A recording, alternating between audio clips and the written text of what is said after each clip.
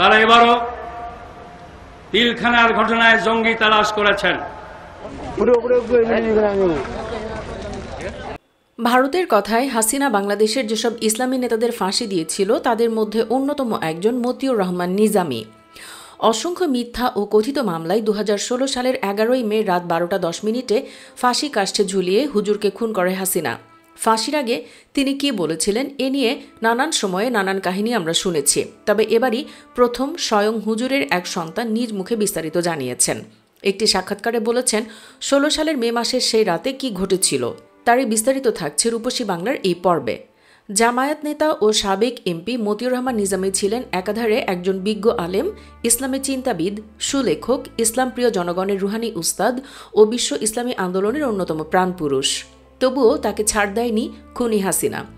হাসিনার মিথ্যা মামলায় নানান সময়েই তিনি জেল খেটেছেন। সর্বশেষ 2010 সালের 29 জুন একটি মামলায় গ্রেফতার হন নিজামী। অতঃপর একই বছরের 2 অগস্ট মানবতাবিরোধী অপরাধের মামলায় গ্রেফতার দেখানো হয়। এরপর 2011 সালের 11 ডিসেম্বর জামায়াতের আমিরের বিরুদ্ধে মানবতাবিরোধী অপরাধের অভিযোগ উপস্থাপন করে ট্রাইব্যুনালের রাষ্ট্রপক্ষ। ডিসেম্বরে আদালত অভিযোগ আমলে নেয়। 2012 সালের 28 মে থেকে 1971 সালে মুক্তিযুদ্ধে হত্যা, লুট, ধর্ষণ, উস্কানি ও সহায়তা, পরিকল্পনা ও ষড়যন্ত্র এবং বুদ্ধিজীবী হত্যার মতো 16টি অভিযোগে নিজামের মামলাটি আন্তর্জাতিক অপরাধ ট্রাইব্যুনালে বিচার করা হয়। ট্রাইব্যুনালের রায়ে নিজামের বিরুদ্ধে 16টি অভিযোগের মধ্যে 8টি প্রমাণিত হয়। 2014 সালের 29 অক্টোবর রায়ে প্রমাণিত অভিযোগের 4টিতে নিজামীকে ফাঁসির আদেশ প্রদান করে আন্তর্জাতিক অপরাধ ট্রাইব্যুনাল। তার 2 বছর পর 2016 সালের 11ই মে রোজ বুধবার মাগরিবের মিনিট কয়েক আগে হঠাৎ কারা কর্তৃপক্ষের ফোন আসে শহীদ নিজামীর ব্যক্তিগত সহকারী মিঠুর কাছে। সেই ফোনে জানানো হয় সন্ধ্যা 7টার মধ্যে পরিবারের সদস্যরা যেন সাক্ষাতের জন্য জেল গেটে চলে আসে। এটা শেষ সাক্ষাৎ কিনা কারা কর্তৃপক্ষ তা স্পষ্ট করে বলতে অস্বীকার করে। অনেকটা অনিশ্চয়তার মধ্যেই শহীদ নিজামীর পরিবার থেকে 3টি গাড়িতে করে কেন্দ্রীয় কারাগারের উদ্দেশ্যে রওনা হয় বলে জানান হুজুরের মেজ ছেলে ডাক্তার নাইম খালেদ। সাংবাদিকদের ভিড় ও নিরাপত্তা বেষ্টনী পার হয়ে নিজামী পরিবারের 26 জন সদস্য কেন্দ্রীয় কারাগারের ভেতরে প্রবেশ করেন। সেখানে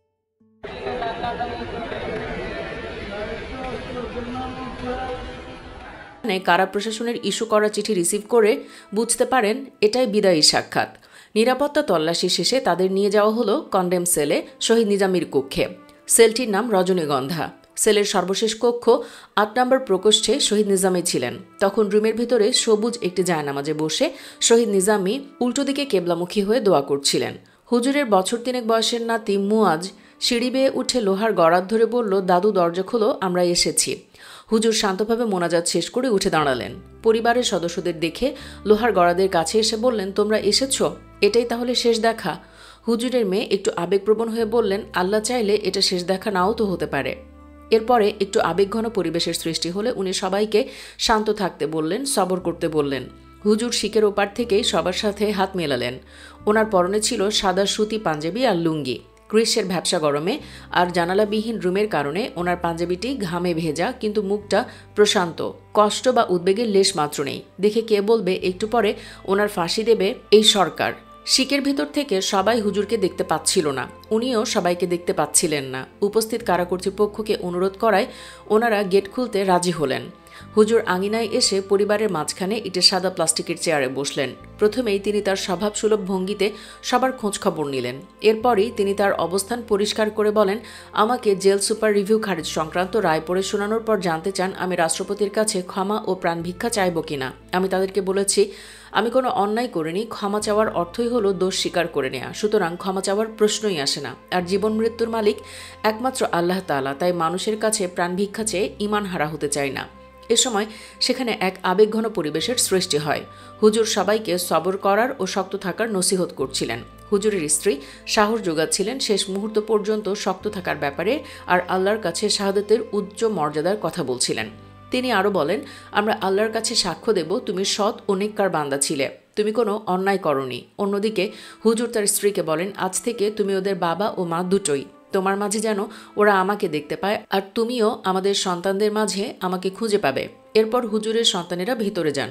হুজুর তার সন্তানদের বলেন, তোমরা ভাই বোনেরা মিলেমিশে থাকবে, আল্লাহ ও রাসূলের পথে চলবে, মায়ের খেদমত করবে। তোমরা তোমাদের মায়ের মাঝেই আমাকে খুঁজে পাবে, আর তোমাদের আম্মা যেন তোমাদের মাঝে আমাকে খুঁজে পায়। তোমরা তোমাদের আব্বুকে যেভাবে দেখেছো সেটাই মানুষকে বলবে। তারা এবারও পিলখানার ঘটনায় জঙ্গি তালাশ করেছেন। আমার ব্যাপারে বাড়তি কথা বলা থেকে বিরত থাকবে। আমার বয়স এখন ৭৫ বছর। আমার সহকর্মীদের অনেকেই আমার মতো লম্বা হায়াত লাভ করেনি। তোমরা তোমাদের বাবাকে দীর্ঘদিন পেয়েছ। হায়াত মৌত আল্লাহর হাতে। আমার মৃত্যু যদি আল্লাহ আজকে রাতেই লিখে রেখে থাকেন, তাহলে বাসায় থাকলেও মৃত্যু হতো। সর্বাবস্থায় আল্লাহর প্রতি সুধারণা রাখবে আর শুকরিয়া আদায় করবে। তখন হুজুরের সন্তানেরা তাদের বাবাকে বলেন, আমরা তো আপনার জন্য কিছুই করতে পারি নাই। উনি বললেন, ফয়সালার মালিক আল্লাহ, তোমরা তো শুধু চেষ্টাই করতে পারো। আমার চেয়ে বয়সে ছোট অনেক সাথী দুনিয়া থেকে বিদায় নিয়েছেন। আল্লাহ তো আমাকে অনেক আগেই দুনিয়া থেকে নিয়ে যেতে পারতেন। কোনো যুদ্ধ না করেও যদি আল্লাহ শহীদি মর্যাদা দিতে চান, সেটা তো পরম সৌভাগ্যর ব্যাপার। এরপর হুজুর ভিন্ন প্রসঙ্গে যান। বিশেষ করে যারা তার জন্য, অন্যান্য নেতৃবৃন্দের জন্য, সর্বোপরি ইসলামী আন্দোলনের জন্য কষ্ট করেছেন, তাদের সবাইকে ধন্যবাদ ও সালাম জানাতে বলেন। সকলের কাছে দোয়া কামনা করেন যেন আল্লাহ তাআলা তার শাহাদত কবুল করেন। তখন হুজুরের স্ত্রী বলেন, আল্লাহ তোমাকে দুনিয়াতেও সম্মানিত করেছেন, আখিরাতেও সম্মানিত করবেন ইনশাআল্লাহ। হুজুর তখন বলেন, আমি সামান্য অজপাড়া গায়ের ছেলে। আল্লাহর রহমতে আমার জন্য গোটা দুনিয়া ও বড় বড় আলেমরা উদ্বেগ প্রকাশ করেছেন, দোয়া করেছেন। আমার মুক্তির ব্যাপারে ওআইসিতে আলোচনা হবে দেখে শেখ হাসিনা ওআইসি সম্মেলনে যায়নি। এগুলো তো পরম সৌভাগ্যের ব্যাপার। তখন হুজুরের সন্তানেরা বলেন, আমাদের জন্য কাল কিয়ামতের দিনে আল্লাহর কাছে সুপারিশ করবেন যেন আমরা জান্নাতে যেতে পারি। হুজুর বলেন, তোমরা জান্নাতে যাওয়ার মতো আমল করো, তাহলে ইনশাআল্লাহ জান্নাতে যেতে পারবে। এরপর হুজুর পরিবারের অনুরোধে আল্লাহর কাছে দুহাত তুলে দোয়া করেন। প্রায় ঘণ্টাখানেক এই মোনাজাত পর্ব স্থায়ী হয়। আল্লাহর প্রশংসা ও নবীর প্রতি দরুদ পাঠ করার পর প্রথমে প্রায় ২০ মিনিট রাসূল সাল্লাল্লাহু আলাইহি ওয়াসাল্লামের শিখিয়ে দেয়া মাসনুন দোয়াগুলি। মোনাজাত শেষে তিনি তার বড় ছেলে মোমেনকে জিজ্ঞাসা করেন, তিনি ফাঁসির মঞ্চে লুঙ্গি পরে যাবেন নাকি পাঞ্জাবি পায়জামা পরে যাবেন? মোমেন বলেন, পাঞ্জাবি পায়জামা পরে যাবেন। ফাঁসির আগে মাওলানা নিজামীর মানসিক ও শারীরিক অবস্থা কেমন ছিল এ নিয়ে ওনার মেজ ছেলে ডাক্তার নাইম খালেদ বলেন, ব্যক্তিজীবনে একজন চিকিৎসক হওয়ায় আমাকে এর আগে বহু মৃত্যু দেখতে হয়েছে। বহু লোককে দেখেছি রোগের শোকে মৃত্যুর প্রহর গুনতে। আমি দেখেছি তাদের চেহারায় মৃত্যুর ছায়া কিংবা একটি মুহূর্ত বেশি বেঁচে থাকার আকুতি। কিন্তু আব্বাকে শেষ সাক্ষাতে দেখতে গিয়ে আমি জীবনে প্রথম দেখলাম নির্ভীক একজন জান্নাতি মেহমানকে, তার মহান রবের সাথে মিলিত হওয়ার পূর্ব প্রস্তুতি নিতে। আব্বার কাছে সুযোগ ছিল রাষ্ট্রপতির কাছে ক্ষমা চাওয়া নিয়ে কালক্ষেপণ করার। মৃত্যুর সময়টি আল্লাহ কর্তৃক নির্ধারিত, তা আমরা সবাই জানি। দেখলাম অন্তরে সেই বিশ্বাসকে ধারণ করে কিভাবে মৃত্যুকে আলিঙ্গন করতে হয়।